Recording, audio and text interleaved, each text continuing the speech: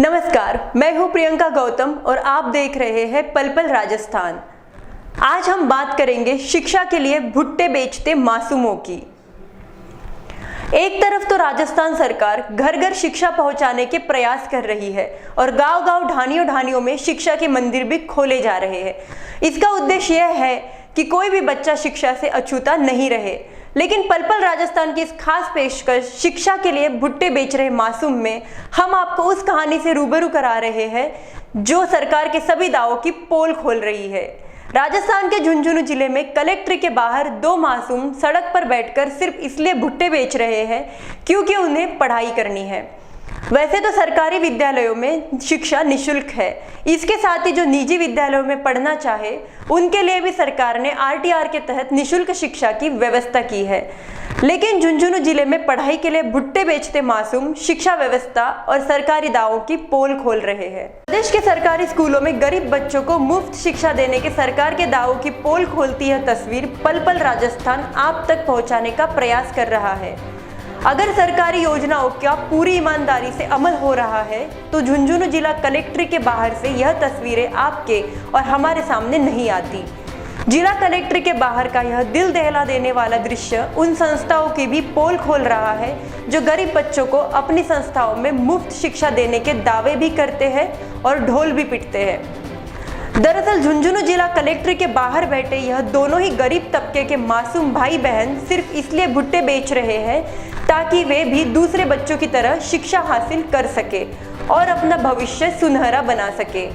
लेकिन उन्हें शिक्षा दिलवाना और स्कूल की चौखट तक भेजना उनके गरीब माता पिता के बस में नहीं है, जो खुद मजदूरी कर अपना और इन बच्चों का गुजर बसर करते हैं।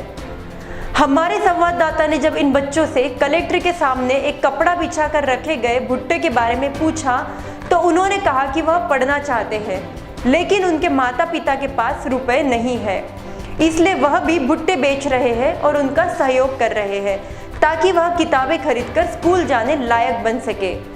अब सवाल यह खड़ा होता है कि क्या वाकई में इन मासूम भाई बहनों के वह सपने सच होंगे जो यह दिन के उजालों में देख रहे हैं। बेटे क्या नाम आपका? तुलसी। यहाँ पे क्यों बैठे हो आप? मक्के बेचेंगे, पैसे आएंगे, फिर क्या करोगे आप? पढ़ाई करूँगा। पढ़ाई करने के लिए बेच रहे हो? मम्मी पापा के पास पैसे नहीं है नहीं। इसलिए आप बेच रहे हो? हाँ बेटे क्या नाम आपका? विकास। अच्छा, यहाँ पर जिला कलेक्ट्रेट के बाहर आप ये जो मक्का की सिट्टी क्यों बेच रहे हो? पढ़ने के लिए।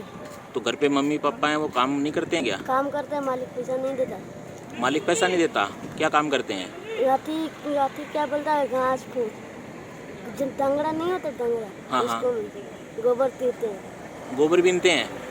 अच्छा, तो उससे काम नहीं चलता? नहीं, पैसा नहीं देते हैं, मारता है। कौन मारते हैं? मालिक। मालिक मारता है मम्मी पापा को? मम्मी पापा कहाँ पे काम करते हैं, कौन से गांव में काम करते हैं? किसान कॉलोनी। किसान कॉलोनी में? आप रहने वाले वैसे कहाँ के हो? बिहार का। झुंझुनू में कितने टाइम से रह रहे हो? आज 10 साल हो गए। 10 साल हो गए।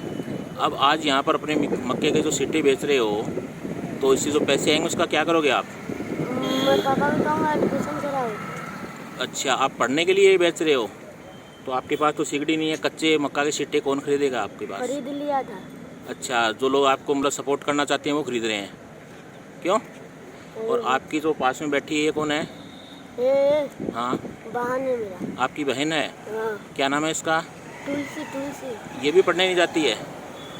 तो आप दोनों इसलिए मक्का के सिट्टे बेच रहे हो कि आप पढ़ने जा सको और मम्मी पापा जहाँ काम करते हैं उनको पैसे नहीं देते हैं, तो आप अपने पढ़ाई के लिए काम कर रहे हो। ठीक है, कब से कर रहे हो ये काम? आप आज से शुरू किया है, पहले भी किया है?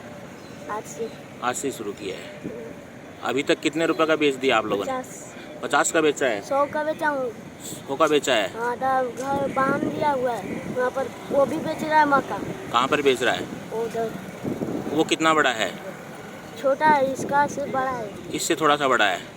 तीनों पढ़ने के लिए चाह रहे हो? हाँ। तो आपको कहीं पे सरकारी स्कूल में पढ़ाया जाए तो आप पढ़ लोगे? कोई दिक्कत नहीं है?